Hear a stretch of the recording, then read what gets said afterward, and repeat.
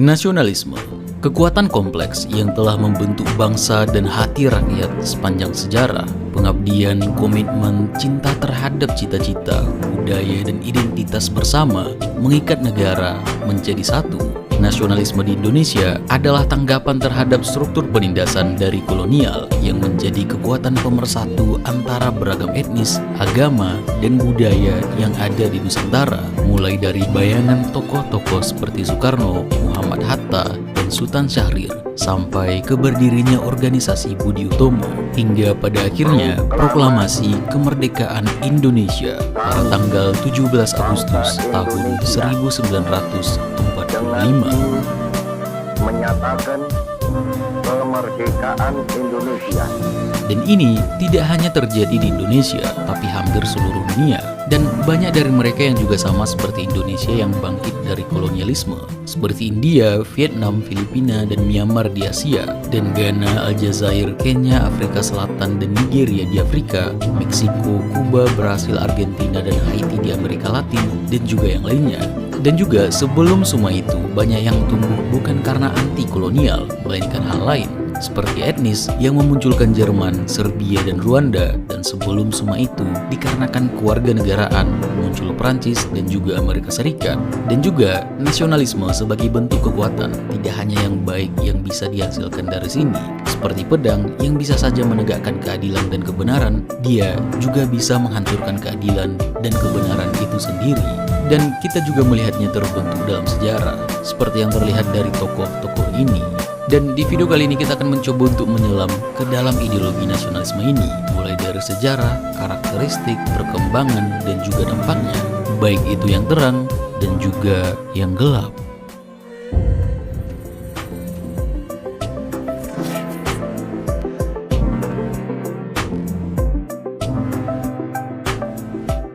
Nasionalisme adalah sistem kepercayaan berbasis identitas, sebuah ide atau gerakan sosial yang menyatakan bahwa bangsa harus sesuai dengan negara. Dengan ini, muncul perasaan cinta, bangga, dan kesetiaan mendalam terhadap tanah air, budaya, dan identitas kolektif suatu bangsa. Seperti api dalam hati, membara melindungi tanah kelahiran, menjaga tradisi, dan mewariskan semangat kebangsaan ke generasi penerus. Sebagai sebuah gerakan, nasionalisme cenderung untuk mempromosikan kepentingan bangsa dengan tujuan mempertahankan kedaulatan atas tanah airnya yang dipersepsikan untuk menciptakan negara bangsa.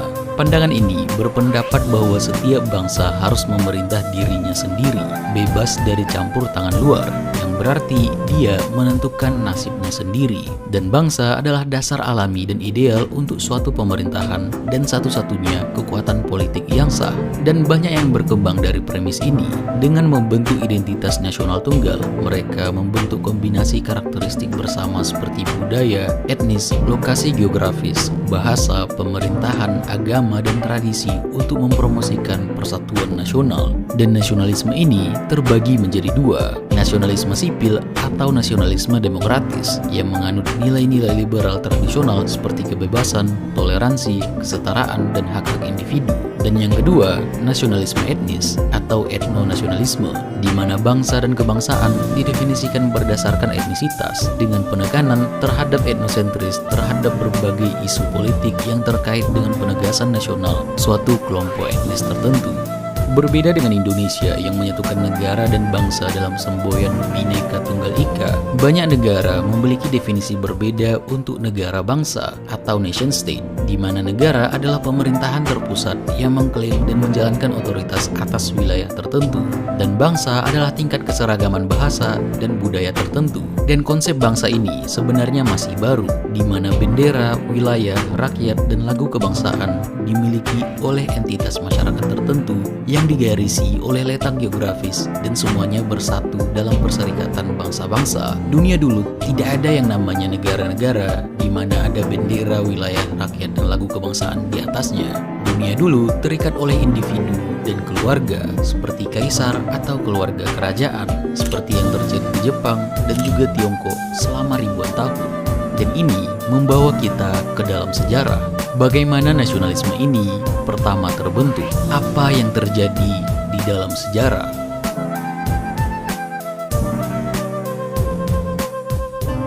Munculnya nasionalisme adalah fenomena yang relatif baru di sejarah manusia. Namun, akar dari semuanya bisa kita lihat kembali ke periode-periode di mana konsep dari kebangsaan dan identitas mulai terbentuk. Di Tiongkok, selama 2000 tahun, mereka tidak memiliki konsep tentang negara atau bangsa Tiongkok yang ditandai dengan batas yang jelas. Mereka dulunya berpusat pada konsep dinasti, di mana semua orang adalah subjek dinasti dan bukan warga negara Tiongkok. Nasionalisme modern di Tiongkok baru mulai berkembang pada abad ke-19, dipicu oleh kekalahan dalam Perang Candu dan intervensi kekuatan asing yang memicu rasa ketidakpuasan terhadap pemerintahan dinasti Qing. Gerakan nasionalis seperti gerakan reformasi 1898 dan revolusi Xinhai 1911 berperan penting dalam menggulingkan dinasti Qing dan mendirikan Republik Tiongkok. Sedangkan Jepang di awal sejarah memiliki kesetiaan hanya pada klan-klan lokal tanpa identitas nasional yang jelas. Pada periode Nara dan Heian, kekuasaan kekaisaran mulai terkonsolidasi dan identitas budaya Jepang mulai berkembang meskipun masih terpengaruhi oleh Tiongkok. Selama periode Kamakura dan Muromachi, kekuasaan terdesentralisasi di bawah shogun dengan nasionalisme yang belum kuat. Penyatuan di bawah Tokugawa pada akhir periode Sengoku membentuk dasar kesadaran nasional. Nasionalisme modern baru muncul selama restorasi Meiji, saat Jepang melakukan modernisasi dan unifikasi di bawah kaisar. Namun, di daerah lain kebangsaan nasional juga tetap muncul, di mana mereka memiliki rasa identitas dan kesetiaan yang kuat, walaupun masih etnosentris dan bukan nasionalistik, seperti bangsa Yunani kuno yang memiliki rasa identitas Helenik yang kuat yang membedakan diri mereka dengan non-Yunani, dengan menyebut mereka yang bukan orang Yunani ini sebagai barbar, walaupun mereka tidak membentuk negara Yunani di masa itu dan masih terikat secara politik dengan negara kota yang saling berperang satu sama lain. Selama periode abad pertengahan di Eropa, konsep nasionalisme mulai hilang dengan dibayangi oleh Kristen Eropa, di mana kesetiaan ditujukan pada identitas keagamaan daripada nasional. Kekuatan politik dan sosial sangat dipengaruhi oleh Gereja Katolik yang menjadi institusi utama dalam kehidupan sehari-hari. Kekaisaran Romawi Suci atau Holy Roman Empire misalnya, tidak didasarkan pada identitas nasional, melainkan pada kesatuan Kristen di bawah otoritas kaisar dan juga paus. Kekuatan kerajaan-kerajaan Eropa juga lebih didasarkan pada ikatan feodal dan hubungan personal antara raja, bangsawan, dan pengikut mereka daripada identitas nasional yang jelas. Namun, setelah gelapnya malam, muncullah terangnya pagi. Begitu juga pada periode Renaissance di Eropa, kebangkitan minat pada masa lalu mulai muncul kembali. Orang-orang di Italia, Prancis, dan Inggris mulai menemukan kembali akar sejarah dan budaya mereka, dan rasa identitas nasional yang berbeda mulai terbentuk, seperti negara kota Italia, yaitu Firenze dan Venesia, yang mengembangkan identitas lokal yang nantinya akan berkontribusi pada nasionalisme Italia. Pada periode pencerahan, filsuf-filsuf seperti John Locke dan Jean-Jacques Rousseau memperkenalkan gagasan kedaulatan rakyat dan kontrak sosial yang menekankan bahwa otoritas politik harus berasal dari rakyat dan bukan dari raja atau pemimpin agama, yang karena ini mengembangkan konsep bangsa sebagai komunitas dan hak dan tanggung jawab yang sama. Dan puncaknya, muncullah kelahiran yang juga dianggap sebagai awal pertama munculnya nasionalisme modern adalah ketika kaum revolusioner berupaya menggulingkan monarki dan mendirikan republik pada revolusi Prancis yang berdasarkan prinsip-prinsip kebebasan, kesetaraan, dan persaudaraan. Ketika industrialisasi mulai berkembang, populasi meningkat dan kehidupan mulai lebih nyaman dan aman, orang-orang semakin kaya dan semakin terdidik, dan orang-orang mulai melakukan diskusi, saling bertukar pikiran. Orang-orang biasa mulai melihat diri mereka sebagai orang yang juga penting. Tidak hanya kaum elit yang merupakan orang spesial, tapi semua orang juga adalah orang yang spesial. Dan dari sinilah politik yang berasal dari rakyat mulai muncul. Rakyat bersatu sebagai tubuh politik, kata bangsa terbentuk. Dan dari sini Majelis Nasional pun muncul, di mana badan ini menyuarakan satu kehendak, yaitu kehendak rakyat, yang berkembang dari gagasan kontrak sosial milik Rousseau, di mana semua orang tanpa terkecuali mengikuti hukum yang sama, menyerahkan diri mereka kepada otoritasnya, yaitu kehendak hukum. Dengan ini tidak ada lagi yang lebih tinggi daripada yang lain. Tidak ada kepentingan kelompok, mau itu kelompok elit maupun kelompok buruh. Satu-satunya yang ada adalah kepentingan pribadi dan kepentingan umum. Dan bahkan raja sendiri tidak boleh bebas dan harus tunduk kepada hukum. Terinspirasi dari yang dilakukan oleh Rousseau terhadap Polandia, para revolusioner Prancis menasionalisasikan rakyat Prancis dengan mendirikan sistem pendidikan nasional yang komprehensif, mengubah Louvre menjadi museum nasional, merencanakan festival-festival nasional, dan juga mereka menciptakan lagu kebangsaan Prancis, La Marseillaise.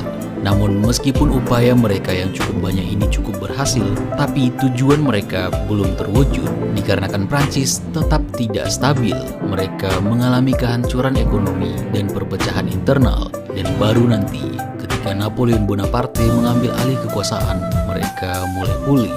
Dan kemudian konsep nasionalisme mulai diperkenalkan dan mulai berkembang di seluruh Eropa dengan Napoleon. Istilah nasionalisme muncul sebagai upaya memahami perubahan dalam Prancis, di mana bangsa adalah unit alami kehidupan manusia. Kesetiaan individu harus dialihkan dari lokal atau agama kepada bangsa, dan bangsa harus berjuang untuk otonomi politik dalam wilayah tertentu. Dan dari sini membutuhkan negara sendiri untuk menjaminnya. Napoleon membawa ide-ide revolusi Prancis ke banyak bagian Eropa, termasuk gagasan nasionalisme. Dia menaklukkan sebagian besar dari Eropa, dan itu secara paksa mengembangkan negara-negara di Eropa untuk membentuk identitas nasional yang kuat berdasarkan bahasa, budaya, dan sejarah bersama. Dan dari mereka, Jerman dan Italia adalah yang paling berpengaruh, di mana Jerman sebelumnya terdiri dari banyak kerajaan kecil yang tergabung dalam Kekaisaran Romawi Suci, kemudian bergabung sebagai bentuk perlawanan terhadap dominasi Prancis dan menjadi satu kesatuan pada tahun 1871. Dan Italia juga sama, di mana sebelumnya merupakan kerajaan dan negara kecil, bergabung jadi satu di tahun 1862. Setelah kekalahan Napoleon nantinya, Kongres Wina mencoba untuk memulihkan tatanan lama dan menekan gerakan-gerakan nasionalis. Namun nasionalisme dalam bentuk perjuangan liberal dan demokratis tetap tumbuh sebagai tanggapan terhadap dominasi dan penjajahan oleh kekuatan asing. Di beberapa wilayah Eropa yang berada di bawah kekuasaan asing seperti Spanyol, Polandia, Belanda, Portugal, dan Irlandia, nasionalisme menjadi alat perlawanan dan aspirasi kemerdekaan. Dan di Amerika Latin juga terjadi sama, di mana gerakan kemerdekaan dipicu oleh gagasan bahwa orang yang dijajah dan diperbudak berhak memiliki bangsa sendiri. Revolusi industri membawa perubahan besar dalam struktur sosial dan ekonomi di Eropa. Urbanisasi dan pertumbuhan kelas pekerja menciptakan identitas baru di kalangan masyarakat. Nasionalisme sering digunakan sebagai alat untuk menyatukan berbagai kelompok dalam masyarakat di tengah perubahan besar ini. Perkembangan media massa seperti surat kabar, buku, dan selebaran mempermudah penyebaran ide-ide nasionalisme ke seluruh lapisan masyarakat. Media ini memungkinkan orang-orang untuk lebih terinformasi tentang identitas nasional mereka dan memperkuat perasaan kebersamaan sebagai suatu bangsa.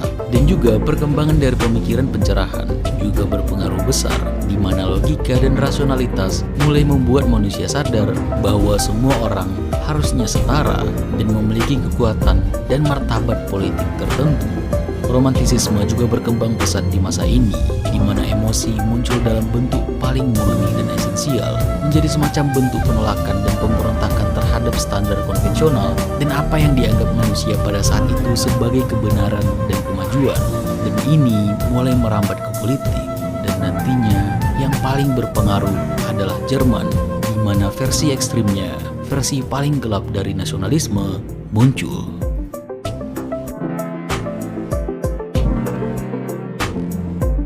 Setelah tergabung dari kumpulan negara-negara kecil bekas Kekaisaran Romawi Suci atau The Holy Roman Empire, Jerman mulai mencari identitas nasional mereka.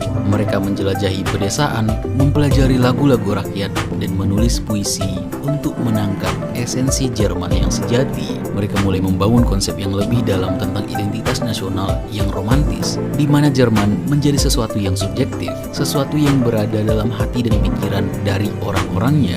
Johann Gottlieb Fichte, seorang filsuf Jerman, percaya bahwa bangsa Jerman harus bersatu untuk menjadi lebih kuat dan mengatasi masalah mereka.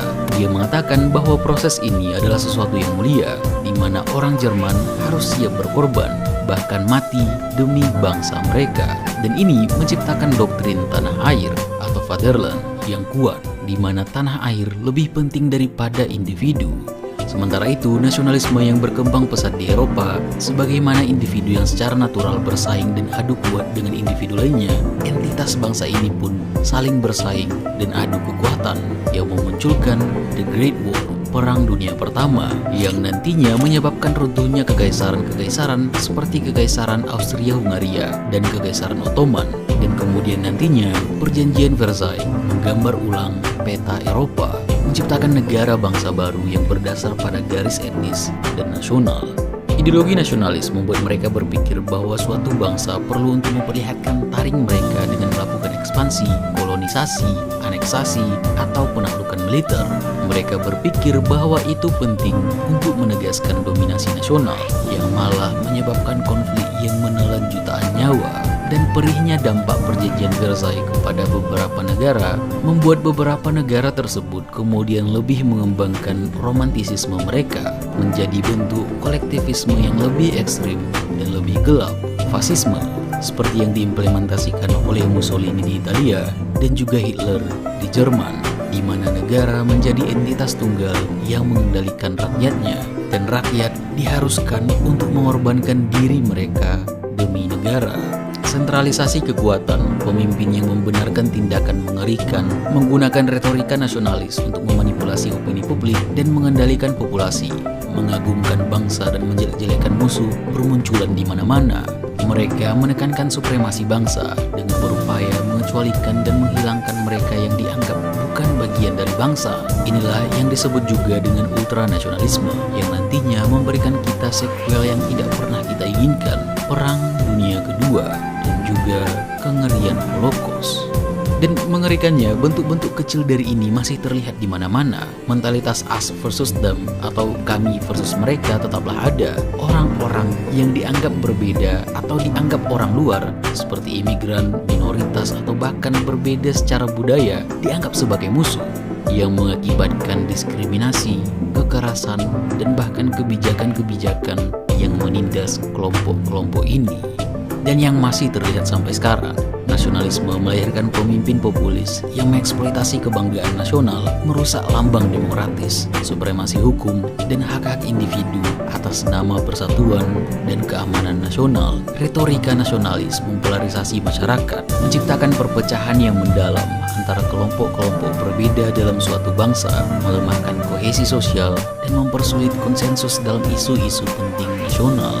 Namun, melihat gelapnya semua ini membuat kita juga dapat melihat bintang di malam hari dengan lebih terang, di mana muncul gerakan-gerakan nasionalis di seluruh Afrika, Asia, dan Timur Tengah, di mana koloni-koloni berusaha meraih kemerdekaan dari kekuatan-kekuatan Eropa. Pemimpin seperti Mahatma Gandhi di India, Kwame Nkrumah di Ghana, dan Insinyur Soekarno di Indonesia memperjuangkan penentuan nasib sendiri.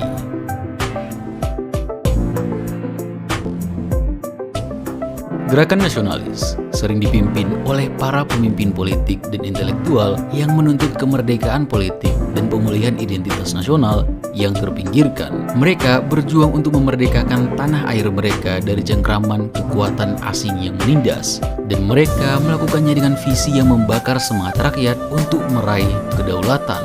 Di Afrika didorong oleh pendidikan, urbanisasi, dan kontak dengan ide-ide barat tentang kebebasan dan hak asasi manusia. Tokoh-tokoh seperti Kwame Nkrumah di Ghana, Jomo Kenyatta di Kenya, dan Patrice Lumumba di Kongo menjadi pemimpin utama dalam gerakan untuk meraih kemerdekaan, yang akhirnya mengarah pada kemerdekaan bagi banyak negara Afrika pada tahun 1950-an dan juga 1960-an. Nasionalisme Arab mulai berkembang sebagai reaksi terhadap dominasi asing dan keinginan untuk mendirikan negara-negara bangsa Arab yang merdeka. Gerakan Pan-Arabisme yang didorong oleh tokoh-tokoh seperti Gamal Abdel Nasser di Mesir berusaha untuk menyatukan negara-negara Arab melawan pengaruh asing dan untuk mendirikan identitas Arab yang kuat. Di Palestina, nasionalisme Arab juga berkembang sebagai respons terhadap meningkatnya imigrasi Yahudi. Di Asia, gerakan nasionalis juga berkembang pesat. Di India, nasionalisme berkembang di bawah kepemimpinan tokoh seperti Mahatma Gandhi, Jawaharlal Nehru, dan Subhas Chandra Bose. Gandhi mempromosikan perlawanan non kekerasan terhadap Inggris melalui gerakan Swadesi dan Satyagraha yang akhirnya mengarah pada kemerdekaan India pada tahun 1947. Di Tiongkok, nasionalisme muncul baik dalam bentuk gerakan Kuomintang yang dipimpin oleh Sun Yat-sen dan kemudian oleh Mao Zedong dengan revolusi komunis. Jepang yang telah menginvasi sebagian besar Asia selama perang akhirnya dikalahkan. Dan ini membuka jalan bagi gerakan nasionalis untuk mendapatkan momentum kemerdekaan dicapai di berbagai negara, seperti Vietnam pada tahun 1954, Filipina pada tahun 1946, dan juga Indonesia pada tahun 1945. Nasionalisme di Indonesia bangkit dimulai pada tahun 1908 dengan berdirinya Budi Utomo yang menginspirasi perjuangan yang terorganisir, yang kemudian dilanjutkan oleh Sumpah Pemuda pada tahun 1928, di mana para pemuda dari berbagai daerah bersumpah untuk satu tanah air, satu bangsa, dan satu bahasa, yaitu Indonesia. Dan intinya terakhir, masa reformasi yang memperkuat upaya perbaikan politik dan sosial untuk kebangsaan yang inklusif dan demokratis. Dan nasionalisme Indonesia dipertegas melalui Pancasila, Undang-Undang Dasar 1945, dan semboyan Bhinneka Tunggal Ika yang menekankan persatuan dalam keragaman dan keadilan sosial. Tujuannya adalah untuk mencapai Indonesia emas pada tahun 2045 dengan visi untuk menjadi salah satu negara maju di dunia. Nasionalisme ini tidak hanya berakar pada sejarah, tetapi juga berorientasi pada masa depan yang lebih baik, berlandaskan semangat kebersamaan dan kerja keras. Setelah meraih kemerdekaan, banyak negara di Afrika dan Asia menghadapi tantangan besar dalam membangun negara mereka. Nasionalisme yang sebelumnya menjadi alat untuk melawan penjajahan harus bertransformasi menjadi ideologi yang dapat mendukung pembangunan negara bangsa yang stabil dan berkelanjutan. Di Afrika, banyak negara menghadapi masalah seperti perpecahan etnis, korupsi, dan kurangnya infrastruktur yang diwariskan dari era kolonial. Di Asia, negara-negara harus mengatasi tantangan besar seperti kemiskinan, konflik internal, dan pembangunan ekonomi yang tidak merata. Namun, terang di balik kegelapan ternyata tidak seterang itu. Karena pada akhir abad ke-20 dan awal abad ke-21, nasionalisme mengalami perubahan signifikan akibat perubahan geopolitik global dan era globalisasi. Selama Perang Dingin, nasionalisme sering digunakan oleh kekuatan besar seperti Amerika dan Uni Soviet untuk memperluas pengaruh mereka, baik dengan menekan perlawanan lokal maupun mendukung gerakan anti-imperialis yang sesuai dengan kepentingan mereka. Tentunya Uni Soviet pada tahun 1991 menjadi titik balik yang penting, memicu kebangkitan nasionalisme di Eropa Timur dan bekas Republik Soviet. Negara-negara seperti Estonia, Latvia, dan Lithuania menggunakan nasionalisme untuk mendorong kemerdekaan dan membentuk kembali identitas nasional mereka. Sementara di wilayah seperti Yugoslavia, nasionalisme ekstrim memicu konflik etnis dan perang berdarah seperti di Bosnia dan Kosovo. Memasuki abad ke-21, globalisasi menjadi kekuatan dominan yang membawa pertumbuhan ekonomi dan penyebaran teknologi. Tetapi ini juga menciptakan ketegangan, terutama di negara-negara yang merasa identitas nasional mereka terancam. Reaksi terhadap globalisasi ini memicu munculnya gerakan nasionalis dan populis di Eropa dan Amerika Serikat yang khawatir terhadap imigrasi, perubahan demografis, dan ketidaksetaraan ekonomi. Partai-partai populis di Eropa seperti Front Nasional di Prancis dan AfD di Jerman, serta kampanye Donald Trump di Amerika Serikat mencerminkan sentimen nasionalis yang menolak globalisasi dan mengedepankan identitas nasional. Ketegangan antara nasionalisme dan globalisasi memunculkan debat tentang multikulturalisme, terutama mengenai bagaimana identitas nasional dapat dipertahankan dalam masyarakat yang semakin beragam. Di banyak negara, nasionalisme digunakan untuk mendorong kebijakan yang menekankan asimilasi dan perlindungan identitas budaya nasional.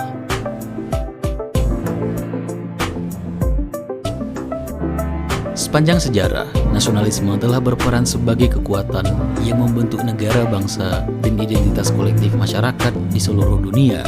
Dari awal mula munculnya di Eropa pasca Renaissance hingga penyebarannya melalui Revolusi Prancis dan Perang Napoleon, nasionalisme telah menjadi fondasi bagi pembentukan negara modern. Pada abad ke-19, nasionalisme mendorong proses penyatuan negara-negara seperti Italia dan Jerman, serta gerakan kemerdekaan di Amerika Latin. Abad ke-20 menandai era penting bagi nasionalisme dengan peristiwa-peristiwa besar seperti dua perang dunia dan dekolonisasi yang memunculkan gerakan kemerdekaan di Asia dan juga Afrika. Ini menunjukkan bagaimana nasionalisme bisa menjadi alat perjuangan melawan kolonialisme. Selama Perang Dingin, nasionalisme juga memainkan peran penting dalam konflik ideologis antara Blok Timur dan Barat. Di era kontemporer, nasionalisme menghadapi tantangan baru dalam bentuk globalisasi dan perubahan teknologi. Meskipun dapat berfungsi sebagai kekuatan pemersatu yang mendorong rasa kebersamaan dan identitas, nasionalisme juga bersifat memecah belah, menyebabkan pengecualian, konflik, dan bahkan kekerasan. Sementara beberapa negara mengalami kebangkitan nasionalisme populis, yang lain mencoba menyeimbangkan antara identitas nasional dan integrasi global.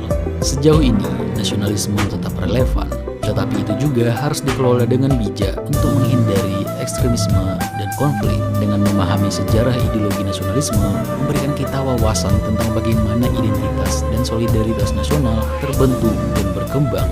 Dari awalnya sebagai gerakan yang menginspirasi kemerdekaan dan persatuan hingga tantangan-tantangan yang dihadapi di zaman modern, nasionalisme telah menunjukkan kekuatannya sebagai faktor pengubah sejarah, mengubah cara negara-negara melihat diri mereka sendiri dan bagaimana mereka berinteraksi satu sama lain. Sebagai masyarakat global, penting bagi kita untuk melihat nasionalisme dalam konteks yang lebih luas dan mengambil pelajaran dari masa lalu dengan menghargai perbedaan budaya dan bekerja sama secara internasional. Kita bisa memastikan bahwa nasionalisme tetap menjadi kekuatan yang mempersatukan, bukan memecah belah.